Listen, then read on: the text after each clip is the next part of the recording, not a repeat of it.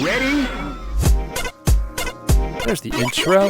Intro. Sound of the intro. Here we go. I'm gonna rhyme words. M-I-X the flour into the bowl. Go. Hello and welcome to Rhythm and Pixels, a video game music podcast. This is episode 38-4, and we're your hosts. My name is Rob Nichols. And I'm a Timu Parappa. A Timu Parappa? That's right. So we don't say Bobo Parappa anymore. We say Timu Parappa. Everything's Timu. Yeah, remember that? I don't think people know what Bobos are anymore. They came up on a podcast I listened to. How did this get made?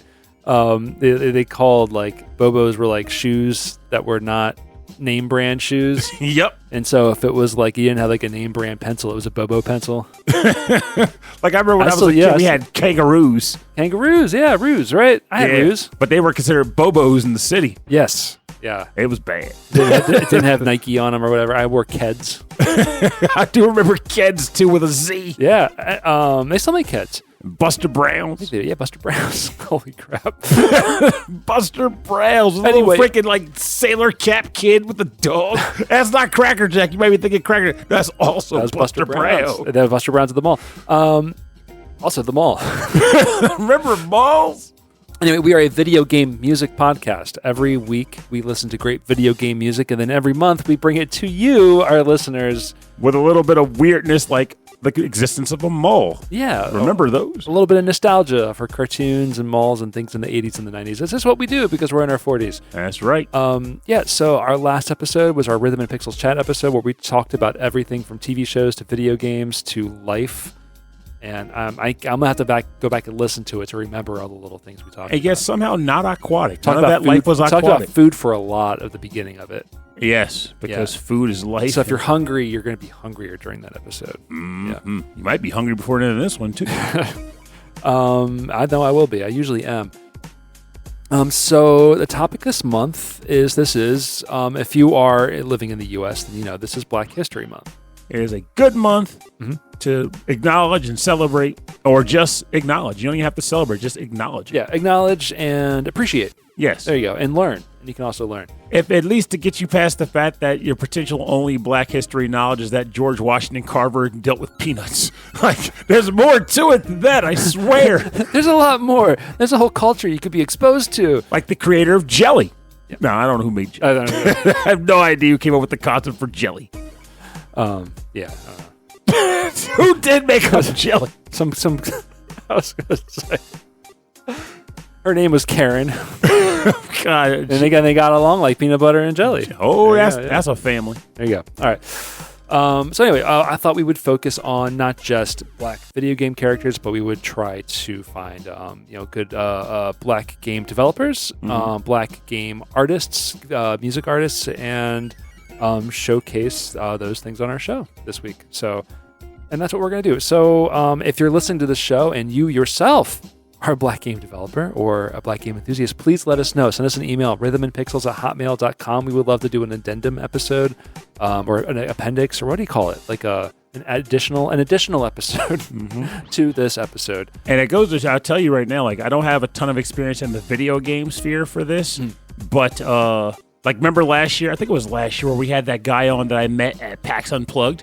And that was because he was doing the T-Boys table spades. Yeah, spades. The space pocket spades. Yeah. And like similar to, I'm not sure if the video game sphere is like this anymore, but board game is very much the case where it's like there's very little Black representation in the board game development and design sphere. I think that's shifting in the same way that game development has shifted, where access to game development tools is wider now, and so now more people have not just have access to it, but know that they have access to it, and they're like, "Oh, I could do this. I can do that." And so now board games are the same way, where people are growing up with these things, and they're like, "Oh, I could just make my own."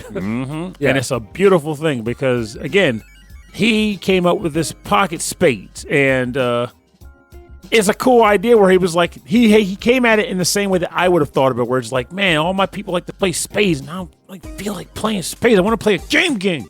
And then it's like, wait a minute, what if I took this game that they won't stop playing after dinner and make it into something that's more my speed, that has gamey rules to it?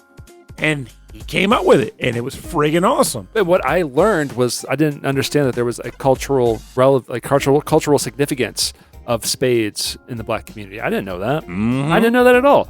It just floors you, right? And I noticed now there's more things like that kind of happening too. Like there's a game I played yesterday, which I'll have to play with you at some point because you can absolutely like rig it up. You don't have to buy that game. It's called The Gang, and it's essentially like I think my friend who works at a casino referred to it as like Texas Hold'em style poker, where it's like a pre-flop and like these other pokery terms, but you're basically playing poker with shared cards and your own two. Yeah, Texas Hold'em. Yeah, I understand a little bit about it, but like not enough to play it.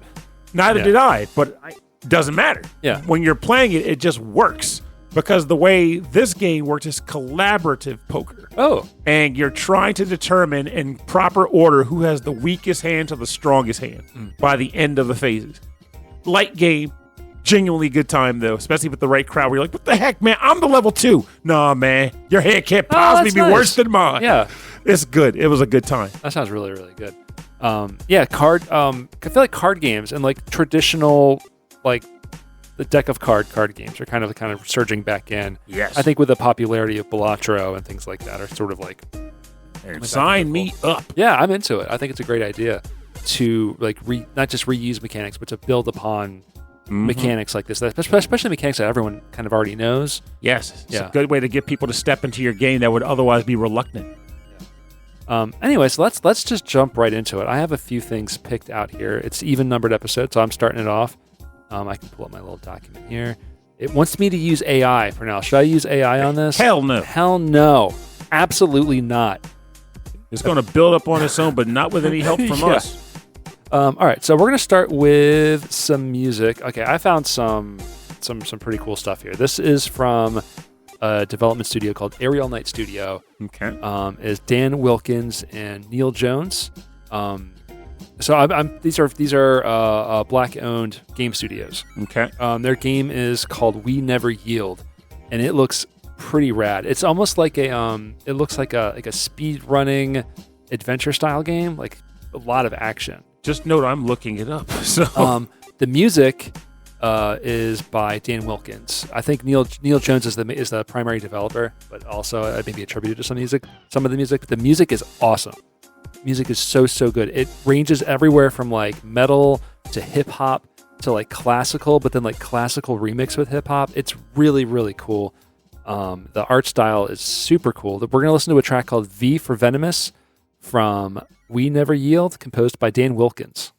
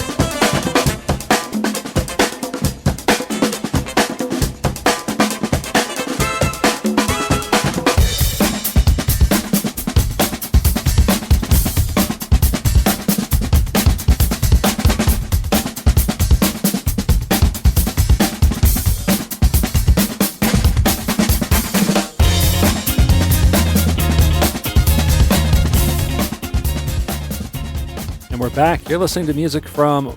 I'm sorry. We're back. You're listening to music. No. From the game We Never Yield by Dan Wilkins, Neil Jones from Aerial Night Studio. The song is called V for Venomous. And again, the styles of music in this game range all over the place, and it's all very, very good. Yeah, this is a bop. Like, you could tell, like, the game itself looks like it had a lot of love and a really specific art style on it. And the music itself, like, someone was clearly like, I'm going to make all my favorite things and put it into one video game. And it's funky. Yeah, it is funky. Yeah, I am getting down to it right now, like in the chair. Like, it makes me want to consider buying the game too. Like, I heard of it loosely not years ago. It was like it came out last year, and I almost positive I remember seeing it pop up like in a Nintendo Direct or something. And then I guess as loads with me, you know, I go through so many games at once between SML and just my own habits. I just lost track. Yeah, and there's so many games. It's easy for things to fall through the cracks. Absolutely. But like the style, not just the style, but like the themes of this game, and I'm finding that this style is kind of making a comeback, especially in American games and American studios. It's called Afrofuturism. Have you heard of this term? No. So, I mean, it's not a new term, but the idea is that there's like Anglo-futurism, where it's like cyberpunk. Okay. You know, you think of like, oh, in the future it's like Johnny Mnemonic, and people are plugging their heads into computers and stuff. But it's kind of like a very American Western view of what the future looks like. The Afrofuturism is definitely like from the someone from the African perspective of what the future would look like from like their centric perspective. Which makes sense. It goes back to what we were talking about in the previous episode, being that, you know, different perspectives can yield different variations to themes and concepts. Exactly. I think what people would most recognize is Black Panther and Wakanda. Mm-hmm. Like, that is absolutely Afrofuturism. But I'm assuming this game did get some of the dystopia in there. A little, yeah. That's what it looks like. But Homa, the dystopia. But it's clearly like leaning more towards like style. Like, it's got to have like really good style, like flashy and fun. And I'm all about that. And this music is just all of that for me right now. I'm loving it.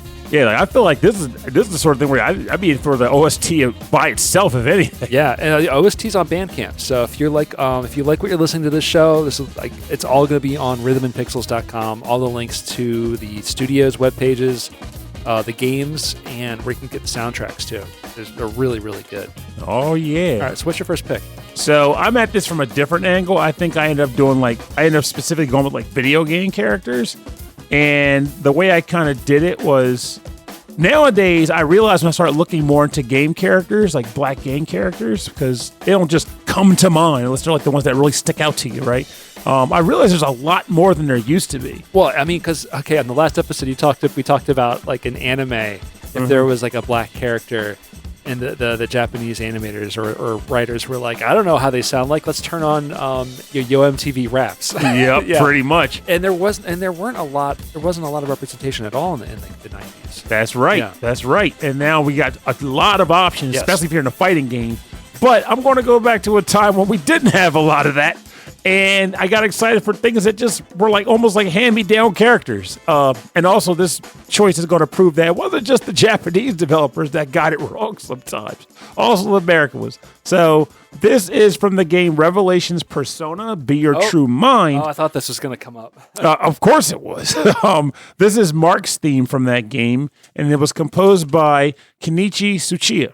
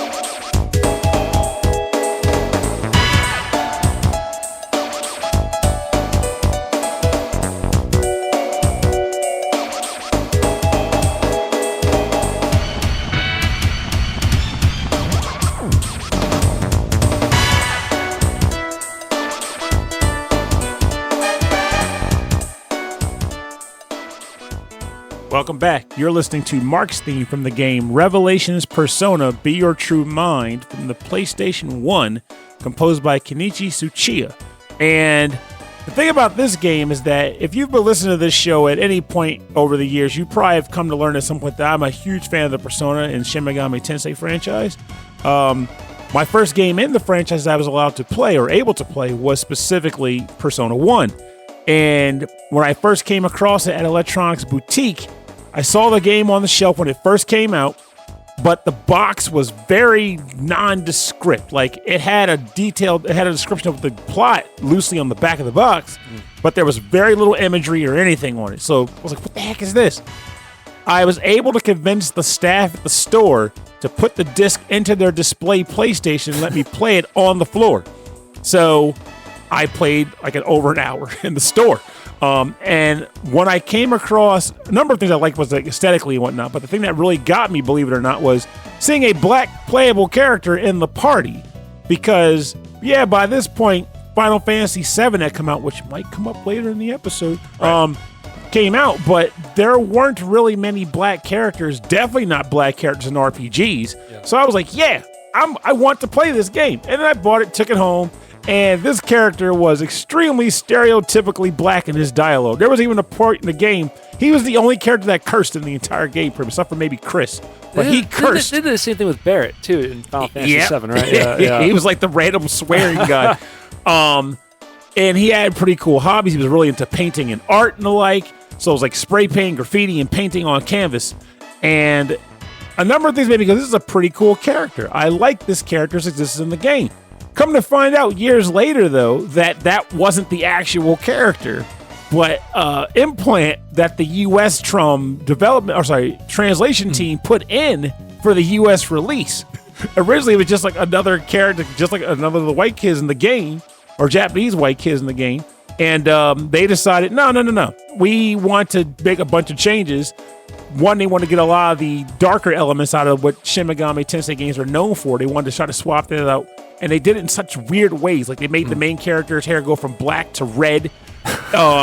He had an earring. They took the earring out. Oh, the earrings. Earrings are the devil's plaything. Yeah, that's right. And there's like a number. There's like FAQs out there that specifically go into detail on how many changes they made to this game. That's amazing. Like, for the localization team to make that many changes is a lot of time. It's nutty. They actually lost a good chunk of the game itself because they just didn't have time. Interesting. But the fact that they decided just like, we need to make this character black was a wild one, and a lot of people made fun of it, and I mentally am one of the people that jokes about it in the current day. But when I really think about it at the end of the day, I still appreciate that they did that, even though if I could go back, like, would you want to, like, no, make the game, don't make me change. Yeah. It's as it is, just translate it. Yeah, just translate it. But despite me feeling that way, I still look back on that implanted version of the character fondly, because that was for me like, wow, there's a black playable character who fights with a shotgun and axes. and you can't really think of any other time that would have happened, where like someone was going to make that decision, especially not just any game, but an RPG. Mm-hmm. I mean, I guess this was after Final Fantasy VII. It was after Final Fantasy VII. So these games were just starting to become popular in America. Mm-hmm. And Persona didn't really even get that popular until the third one, right? That's correct. Yeah. The second game sold very poorly, and we only got half of the second game, and they still took a few concessions with that. They were afraid that a lesbian couple in the game would make the game do poorly, and also Hitler is the final boss of the game. I mean, like, that's got everything you want. Oh, I was excited for this. Wait, I get to kick the crap out of Hitler, he's piloting a mech and he's wielding the spear of Longinus. Yeah, that sounds great. It is a very weird game. Oh my gosh, the song is cool. It's a little like stereotypical style. Wiki. Now that's another thing. Was this music changed? No, the music is authentic because this is from the Japanese soundtrack. Okay, that's cool then. Yeah, that's interesting. Wow, I remember hearing the story, but it just clicked with me that the music remained the same. Mm-hmm. All right, so I'm moving on to my next track. This is from another Black-owned game development studio. This is Treachery in Beatdown City. I'm sorry, I thought I had the name of the studio. Yeah, here it is. It's called New Challenger, NU Challenger. Oh. Sean Alexander. It's a beat 'em up game, except it's done like it's an 8-bit style beat 'em up game, but it's done in an RPG turn-based style. Yep. And it looks really cool. The music is awesome. The music is by one of my favorite chiptune artists, Inverse Phase. And there's a ton of like collaborations on the soundtrack. Probably. Wait. Slow down. What? You said Inverse Phase is one of your favorite chiptune artists. Yes, chiptune artist, Inverse Phase. We should have him on the show. Yes, he's from like Baltimore or something, right? Yeah, it's my buddy. Oh, okay, cool. We should have Inverse Phase on the show. We need to get him on the show. Yeah, I didn't know he was one of your favorites. Yeah, at some point I downloaded like one or two of his albums, and it's on rotation on my phone. But this was like years ago, so he must have been like a baby. So yeah, Inverse Phase, and he's done a lot of collaborations, or at least remixes by Too Mellow, Open Mike Eagle, a bunch of other like nerd rap, like nerdcore artists. Yeah, his big one you heard about his Pretty Hate Machine? I think it was what he called it. That's 9 Inch Nails. Yeah. Yeah. He did a whole album of 9 Inch Nails tracks from that album that was called Pretty Hate Machine. Oh, I love that. That's great. And it's very, very good. I'll have to go check that out because I have very heavy nostalgic feelings for that album from 9 Inch Nails. Anyway, so we're going to listen to music from Treachery in Beatdown City. This is called Energetic Fist. This is the stage theme by Inverse Phase.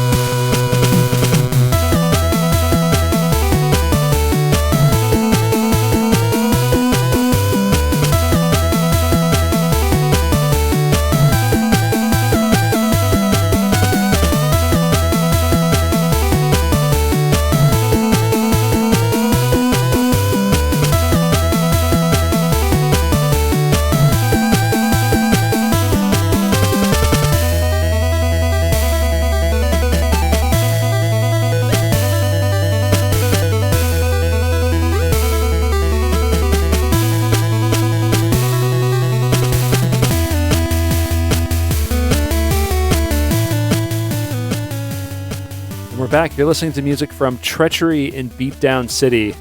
This is Energetic Fist, the stage theme, composed by Inverse Phase, a Mid-Atlantic native, or at least one of our homies, one of Pernell's homies. Yeah, I'm a fan. Yeah, he's a good dude. He's a genuinely good dude. But I did not know he composed for this game. I'd heard of the game proper. I haven't gotten around to playing it. But honestly, now that I know that, maybe I'll just give it a purchase to support it, since he's in the music, he's in the OST. Yeah, so I'm probably going to play the remix of the opening theme, which is called "We Gonna Whoop You Ass."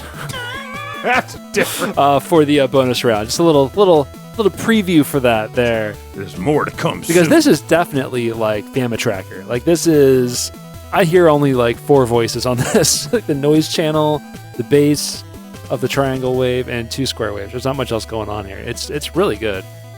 Oh, this is actually not that expensive either. You're like, Pernell, what are you doing? Like, I'm shopping, baby. How much? How much for the game? It's like $3.99. Okay, I think the soundtrack costs more than the game. It just might. Again, go to Bandcamp. The whole thing's out there. It's really, really good. The whole soundtrack's awesome. Yeah, but the idea of it being a turn-based beat 'em, I think is pretty interesting. Oh, that's why, because it's on sale right now. All the more reason to buy it. And also, there was a version you're talking about. It's Treachery in Beatdown City Ultra Remix. That one is $8.08. Okay, yeah, so there's like a newer kind of version of the game. Oh, no, sorry. There's a bundle. Never mind. Treachery in Beatdown City. Talking to the microphone for now. I can't help myself. I see now. So it's 2 things. Like, I think the Beatdown City Remix is an add-on to the regular that upscales, that updates to the version you're talking about. So I got to buy both, and that's $8.08. Well, I'm buying it right now. So There you go. there you go. Doing my part. Anyway, awesome music. Game looks great. It's by new challenger Sean Alexander Allen. It just looks great. It's a cool game. Well, I'll find out and I'll tell you. And the music rocks. All right, what's your next track? All right, so I'm glad you went to Beatdowns because I'm about to bring up one of the other obvious ones that we had back in the day as far as the black character goes. Is it? I think I know. You definitely know. I definitely know. Take a shot in the dark. The game Cadillacs and Dinosaurs. No, but that would have been a great choice. No, but his name is Skate. Halfway, Skate's brother, Skate's brother, Adam. Adam. The one that was like in the first game and then became like a damsel in distress character or a side character until the long-awaited Streets of Rage 4 came out and they brought him back as a playable character. Oh, cool. But Adam was that character where when we were kids, it's because there was Final Fight, Right. and then Sega's answer to Final Fight was Streets of Rage. Yes. And The superior game. yes. In every. Let me rewind that. Final Fight 1 and Streets of Rage 1, I preferred Final Fight. It was when the sequels came along that Streets of Rage took it. Yes. Oh, really? Absolutely. Really? Absolutely. I That is a discussion right there. I disagree. I feel like I gotta play these again. In fact, that was a part of what made me so sad about Adam because he felt like he got left behind as the series became better. Like Streets of Rage 1 was very much like like cheap noises for the enemy voices and like whatnot, but the three characters even felt very similar. They had their stats of speed or whatever, but they felt identical. They did. Yeah, but despite that, when we would play, my brother and I would like pretty much one of us would be Adam and the other would be either Axel or Blaze. But I would be Blaze if I couldn't be Adam, and Darnell would be Axel if he couldn't be Adam. So that was our dynamic. But we liked the fact that Adam was there. He was a black dude that was getting stuff done. Yeah. On the streets of Rage. And so I was happy. Well, he was mad. He was very mad. Yeah. I mean, the streets were dirty, and the police were a little on the dirty side. They got fired. They had to go rogue, which is the premise of Streets of Rage. So Streets of Rage 4, bringing him back as a playable character was legit awesome. And I figured it'd be great to put a track in here from Streets of Rage 4 because I actually don't listen to a lot of music from this game. It's got a lot of great music in it. And I say there's just a lot of music in general. Yes, it does, and yes, it has. This track in particular is Mr. Y. And this was composed by the great who came back for, I think, 2 or 3 tracks in the game, Yuzo Koshiro. Oh, nice.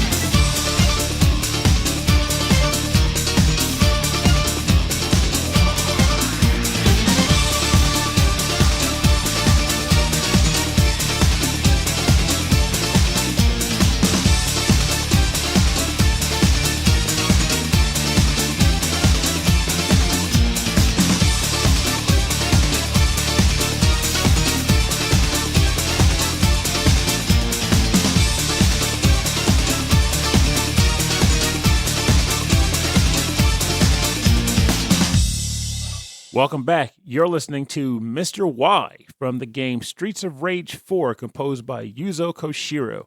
So, the funny thing about Streets of Rage 4 in part... Wait, Mr. Y? Yes, so... Mr. Yuso? Nah, who knows, maybe. Probably but to give you the general spiel real quick, the premise of the game is, you remember the final boss was like Mr. X in the old game. Yes. So, Streets of Rage 4, you're fighting against his kids. Mr. X and Mrs. Y and Mrs. X and Mr. Y. Now that is just a toxic cycle of violence and problems. Well, you gotta realize, despite the fact that this is crime, Mr. X had bank. So when he went down, there was like some illicit money getting cycled out there, and he had these two random, like most likely illicit kids. Just out in the midst of where they learn they're actually his kids. Okay. I mean, I know I'm interrupting here, but I don't like the idea that this evil boss runs in the family. Exactly. Just because the kids had an evil boss dad, that they're gonna be evil too. Well, I mean, that's just how this plays. That's a show I've seen in the past where kid's dad ran a illegal weapons empire, like a weapons ring for assassins, and then he died and left it to her. And she had to run the business along with like his top assistants. And she's like, "Well, I don't like this whole thing. I don't want to fund assassins." And he did leave a clause where it was like, if you decide you don't want to do this, just say the word, and I have precautions in place to move it away from you. You do not have to do this. Oh, there's a John Scalzi book that I was reading over the weekend. Oh shoot, I can't remember what it's called. It's essentially a kid's uncle dies and leaves him his business, but he was like a uber, like over the top supervillain, and he had no idea, and so he inherited like a layer, like super intelligent kung fu cats and like dolphins with lasers and all this crazy stuff, and he has to figure out what to do with all of these like not other heroes but other arch villains that all competed with him. Because now they want a piece of the pie. Yeah, they want a piece of the pie, or or he was like beefing with them, and so it's John Scalzi writes really crazy stuff like in a really compelling way. So I was like, oh, this is cool. Yeah. So, he's not evil. Mm-hmm. He was just like, well, now I got to figure out what to do with this. So he's just trying to run it like a business. And that's what I think. I like stories like that. They take it in strange new directions. But like Streets of Rage 4 was a game that I spent a lot of time almost ignoring, specifically because Starter Rage was around. Starter Villain. It's called Starter Villain. Starter Villain. Yeah. And there's apparently a cat in a suit. That's the cover of the book. I might have to look that up. But so, what was I going to say? Oh, yeah. So, because of Fighting Rage and my love of Fighting Rage, and having played like the first level or so of Streets of Rage 4, I was like, why is everybody so geeked for Streets of Rage when Fighting Rage is right there? Yeah. And it just feels better. But hanging out with like a couple buddies of mine, maybe like a little over about a year or so ago, they realized I hadn't played this yet. So we immediately just broke it out and we played like a 3-player game from beginning to end. And during that play session, I was able to realize that this game is legitimately good, like really good game. Yeah. Still prefer Fighting Rage.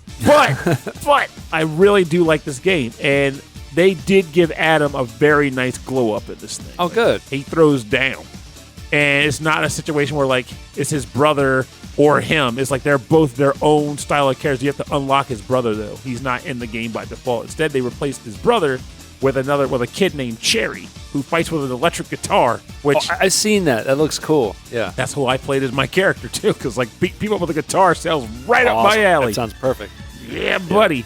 But yeah, it's a legitimately great game. Good. The OST is good. And then if you do the DLC, you do Mr. X's Nightmare, which is like a weirdly like roguelike beat 'em up where you go through different portals and fight different waves of enemies, and it's like you unlock perks for your characters and stuff. It's ridiculously good.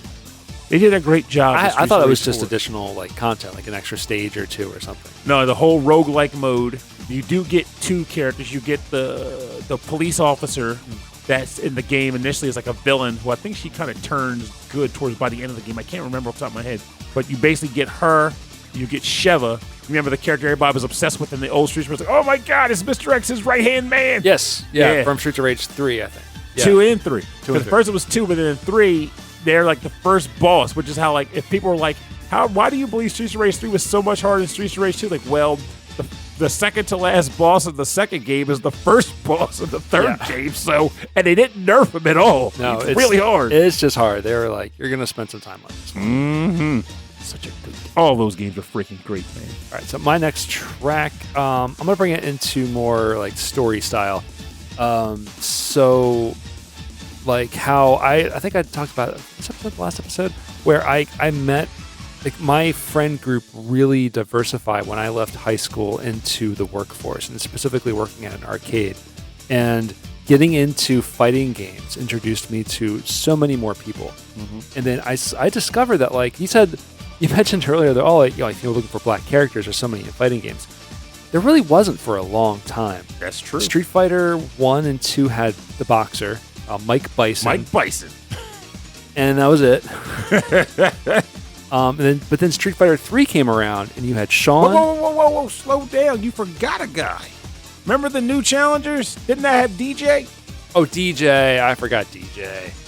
Where's DJ? Yeah, DJ. It's like, it's my boy. I know DJ. We went way back. Yeah, DJ. But anyway, then you get to, still, I mean, you have like 40 white people. Oh, I'm not saying there was a ton. I'm just saying when we had so few, we got to remember DJ. Yeah. But then you got Elena. Mm-hmm. You've got Elena. Then you've got, in Street Fighter 3, you got Elena. You've got Sean. That's the most Delaware thing I've ever said on the show. You got Elena. You got Sean. You got Sean. And you've got Dudley. Dudley, who is... He was the bartender boxer, wasn't he? He was the gentleman boxer. Yeah, I liked his character. I loved him so much. And then they brought him into Street Fighter 4 in the first big update, Super Street Fighter 4. And he was so good in it.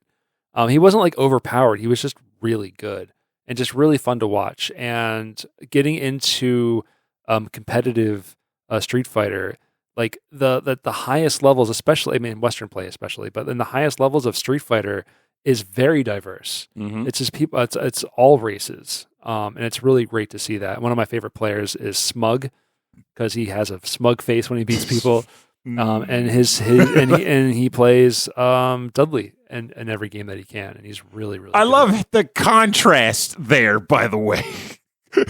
His name is Smug because he makes smug expressions when he beats the crap out of you. Oh, and he also uses the most gentlemanly character in the Dudley, game. Yeah, he's perfect. Yeah, he's just great with Dudley. He's so good with him. He probably was imagining the character on the screen is like, it was a pleasure battling with you. He's off the screen, he's like, he's just entertaining. It's great. Like when the players are also entertaining to watch. Like I've been watching a lot of Justin Wong's like kind of stream highlights on YouTube, and they're just really fun because he's like, oh, it's a new game. I'll learn how to play it. And then like an hour later, he's Grandmaster. That guy's what was the game that came out recently? Oh, it was the Marvel Capcom 2 re-release. That's what it was. Yes. You heard about that, right? Yeah, and he's just making people upset. It's like, who is this guy who's just terrorizing the online scene? He is way too good now. And and now he's playing. I watched him play the new Virtua Fighter. That was really cool. Anyway, let's go back to this. We're going to listen to Dudley's theme, Super Street Fighter 4. So this is originally by Hideki Okugawa and arranged for Super Street Fighter 4 by Hideki. It's close enough. It's Hideyuki Fukasawa. That was good, Ash.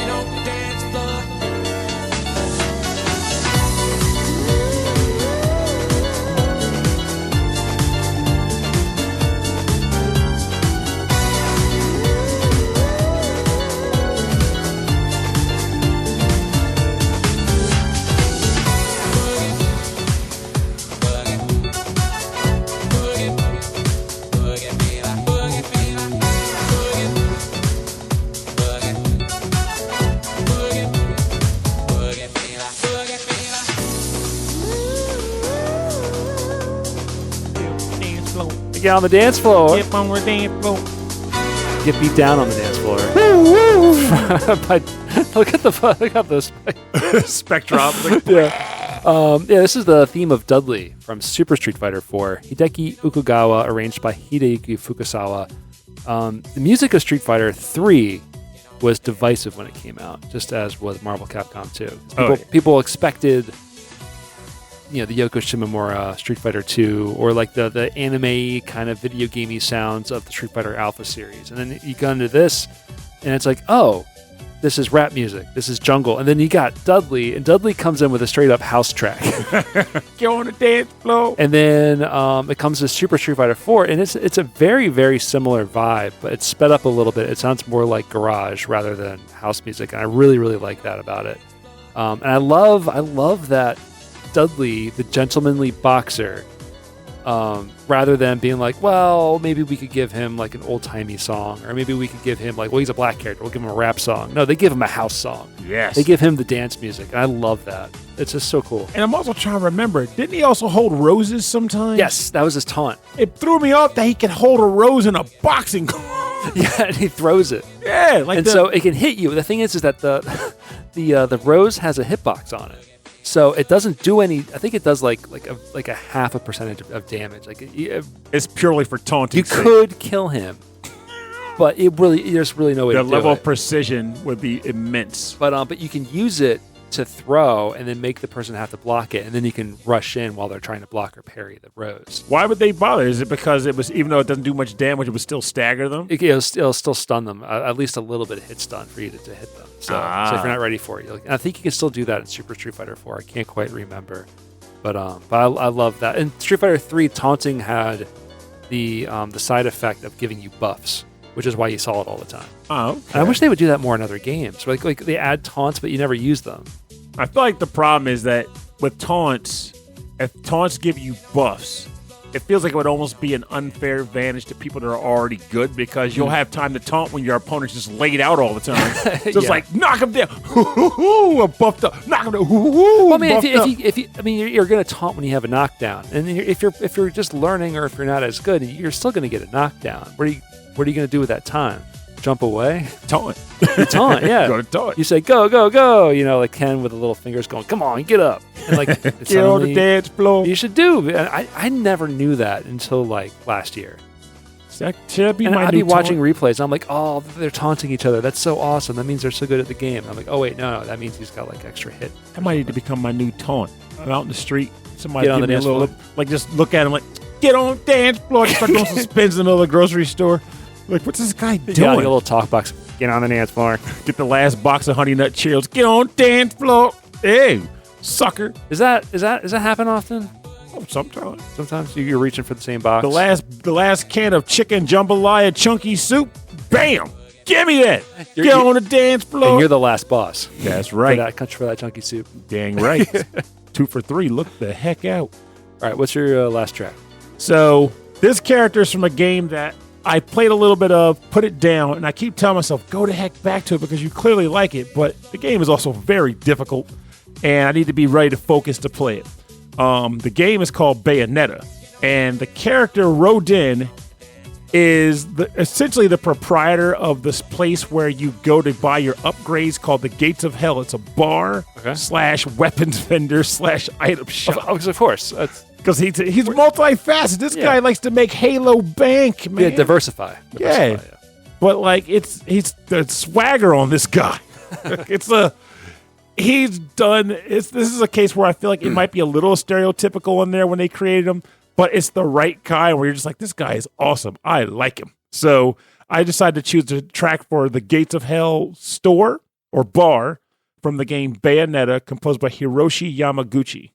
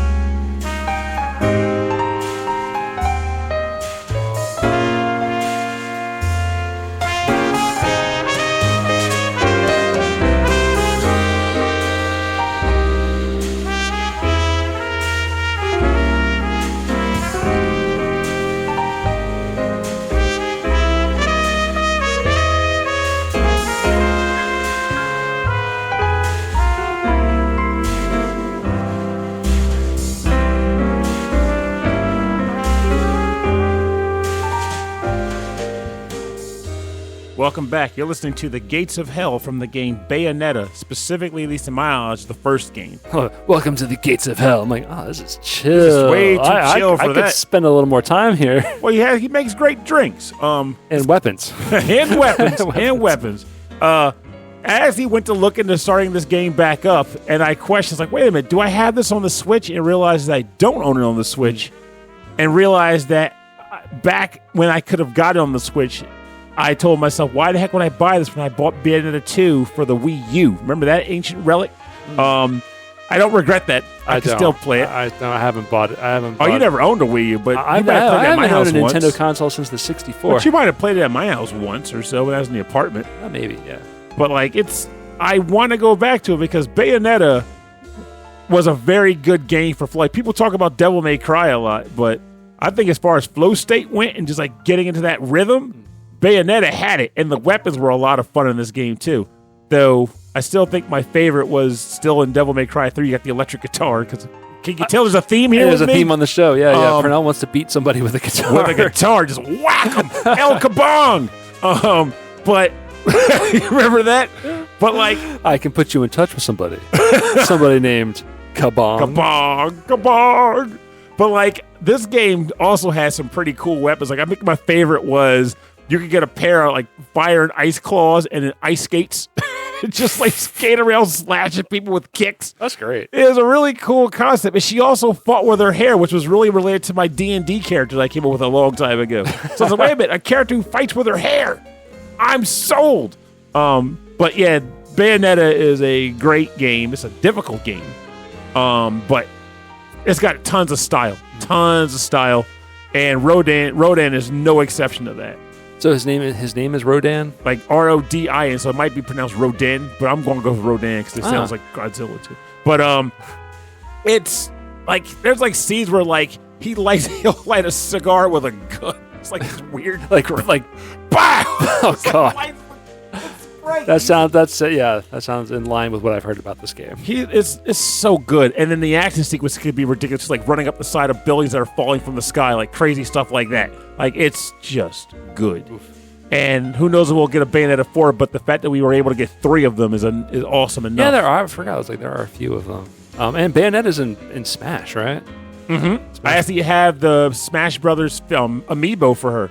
Oh, okay. I think I got both of them, actually. So you need the amiibo to play as her? No, I just was like, wow, a Bayonetta figure. I want that.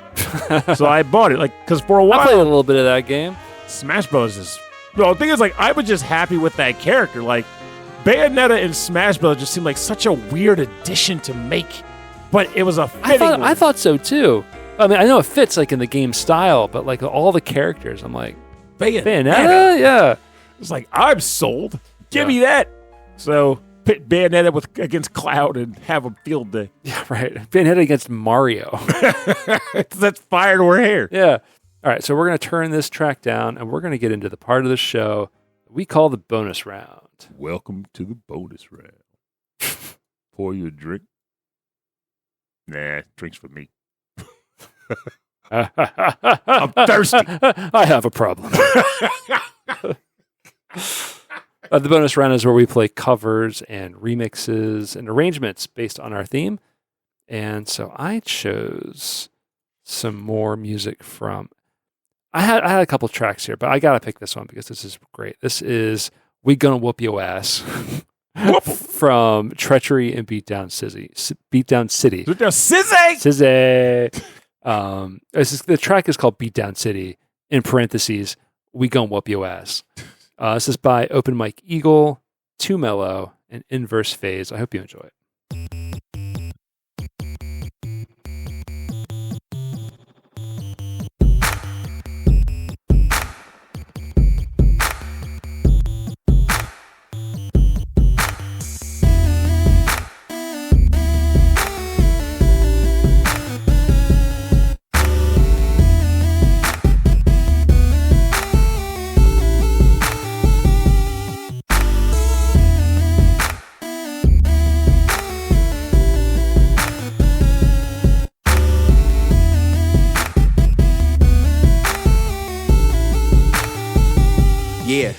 Yeah.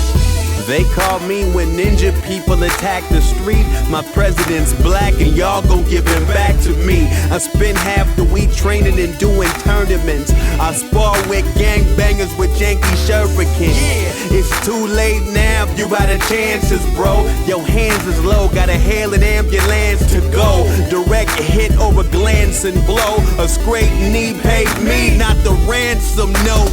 I'm super woke so my eyes open. Don't provoke when I'm side scrolling. Street sweeper, peacekeeper, 2 cellulars, 3 beepers. You dignified with a simple mind, and that cash got you all hypnotized. Laptopping on InDesign so they don't watch what they gentrify. Yeah. Beat down, beat down, beat down, beat down, beat down city. We gon' whoop your ass.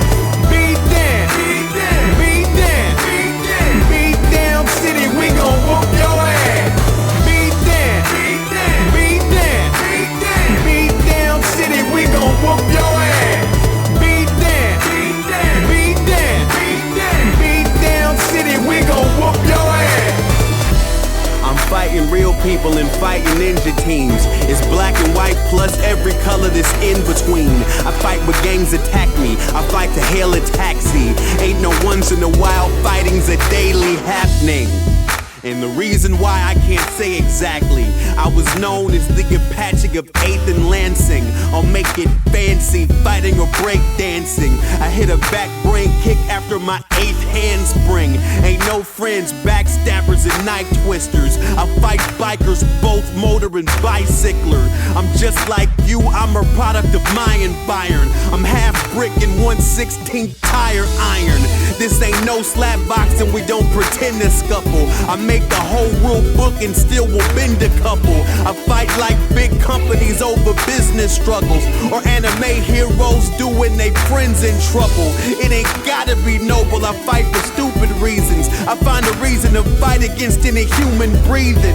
If I'm on your block, you need to tell a doctor. I'm hella big and I'm about to punch a helicopter. I'm super woke so my eyes open. Don't provoke when I'm side scrolling. Street sweeper, peacekeeper, 2 cellulars, 3 beepers. You dignified with a simple mind, and that cash got you all hypnotized. Laptopping on InDesign so they don't watch what they gentrify. Yeah. Beat down, beat down, beat down, beat down, beat down city. We gon' whoop your ass. Beat down, beat down, beat down, beat down, beat down city. We gon' whoop your ass. Beat down, beat down, beat down, beat down, beat down city. We gon' whoop your ass. Beat down, beat down, beat down, beat down, beat down city. We gon' whoop your ass.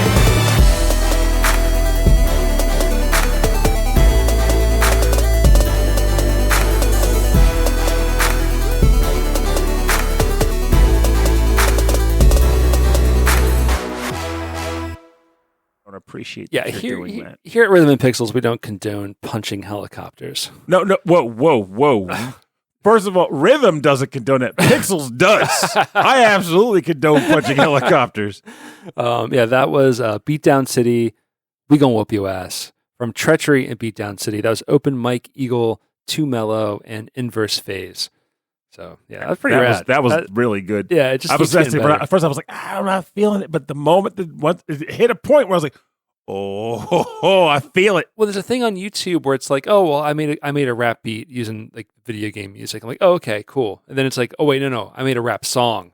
That's a whole other story. That's a whole other level. Yeah, and it's all thematic too, which I love. It's cool. Although I do have a little problem with rhyming with the word bicycler. Hey, that takes effort. But it's clever. It was clever. All right, Pernell, what you got? So, of course, I'm not going to end an episode where we're talking about various black video game characters, especially ones from my youth, and not bring up Barrett Wallace from Final Fantasy VII.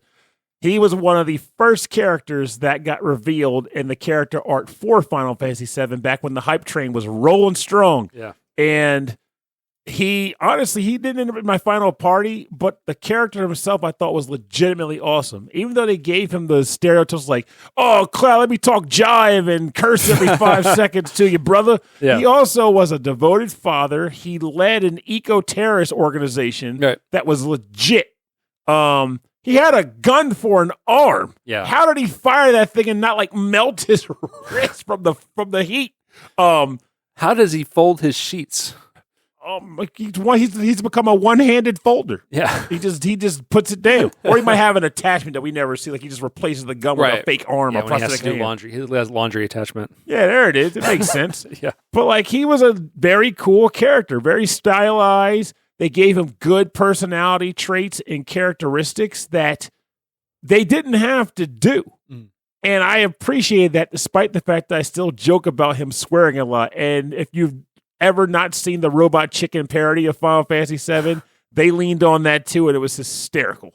But without further ado, there's a track to put on the show, and I'm going to tell you what it is right now.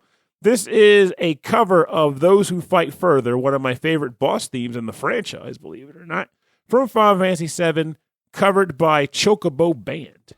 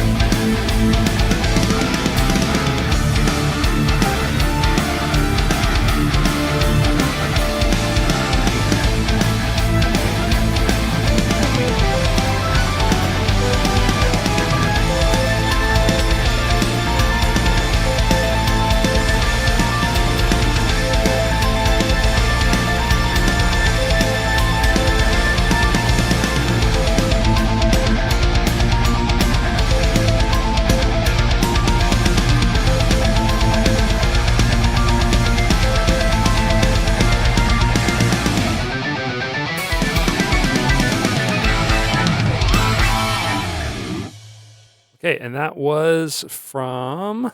What's the group? Chocobo Band. Chocobo Band. The name like Chocobo Band, I thought it was going to be like funky. Oh, no. No, heavy stuff. So really, really good. My kind of stuff, in fact. Yeah. All right, so for more information on the bonus round part of the show, go to rhythmandpixels.com. We'll have links to their Bandcamps and SoundClouds, everywhere you can buy the music and support these artists.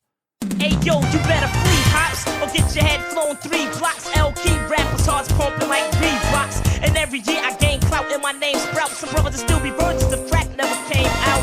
I got the wild style, always been a foul child. My guns go boom boom and your guns go pow pow. I'm known to have a hottie open, I keep the shotty smoking. Front and get half the rolls and your body broken. And when it comes to getting nookie, I'm not a rookie. I got girls that make that chick Tony Braxton look like Whoopi. I run with sturdy clicks, I'm never hitting dirty chicks. Got 35 bodies, boy, don't make it.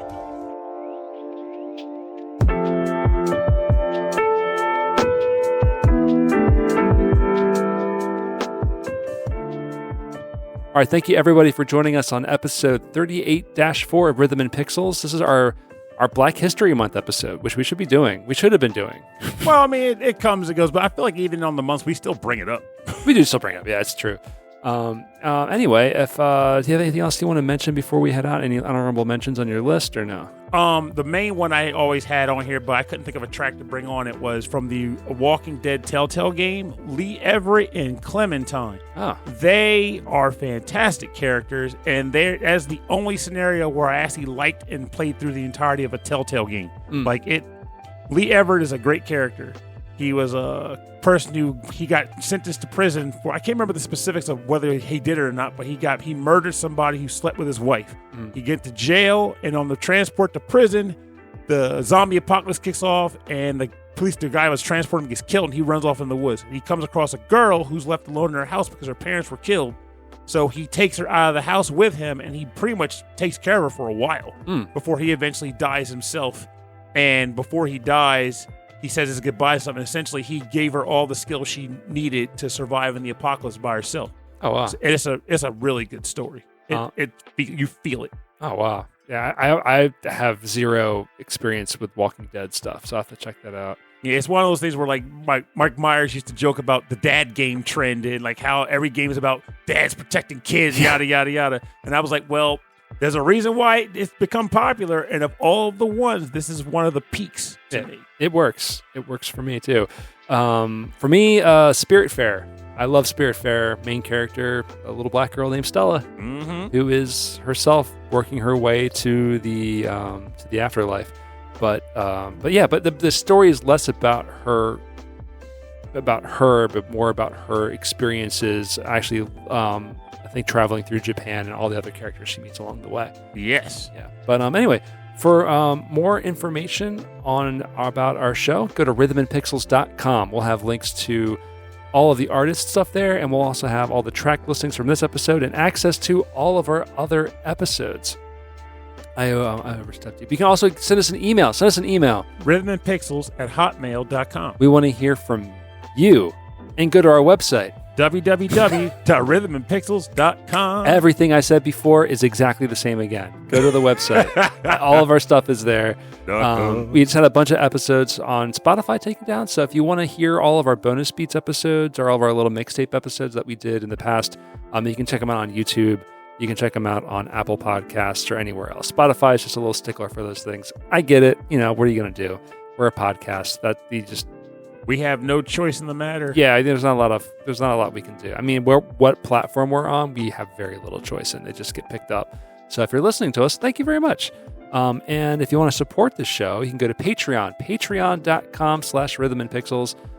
You can help us out there, help support the show, and in supporting us, there's some cool stuff you can get, like T-shirts and stickers and all sorts of things. And we also like to thank all of our members at the highest levels at the end of every episode. So we want to thank you, Christopher Sandstrom, host of Gameable Audio. Thank you so much. Corey Clark, Khalid, and Kristen, GameFan44. All of you, thank you very, very, very, very much. Thank you to Antmaster, Brian Pitt, Cameron Worma, Carlos, Kung Fu Carlito, Chris Weisner, Musashi219. The wise guy. Davey Cakes, David Good, David Taylor, Enchilada Regol, Harold Howard, Jamie Palmieri Guy, Jeff, Triple Jeff, Justin Schneider, host of XVGM Radio, from our last month's episode, which was wacky. You gotta listen to that one. It's really good. Go. Thank you to Kitty Sparks. Thank you to Leslie. Thank you to Martyrus, host of ReVGM podcast. Thank you to Rage Cage, host of the VG Emporium podcast. Thank you to Reinhard Selkova, Steve Miller, Taco, and Zach Thornbach. Thank you, all of you. Thank you so much. And many more. Thank you very, very much for continuing to support our show. It helps with equipment, helps with hosting, helps with everything. So it means a whole lot to us. You can also go to, we also have at tpublic.com/rhythmandpixels. We have a lot of fun nerd shirts. If you want to check that out, we have a lot of cool things you can put on your bodies to support the show and just to show off that you like stuff like Falcom Sound Team or Nobuo Uematsu. Tell your friends about it. Share the wealth, share the trade. All right. So that's all I've got. You got anything else?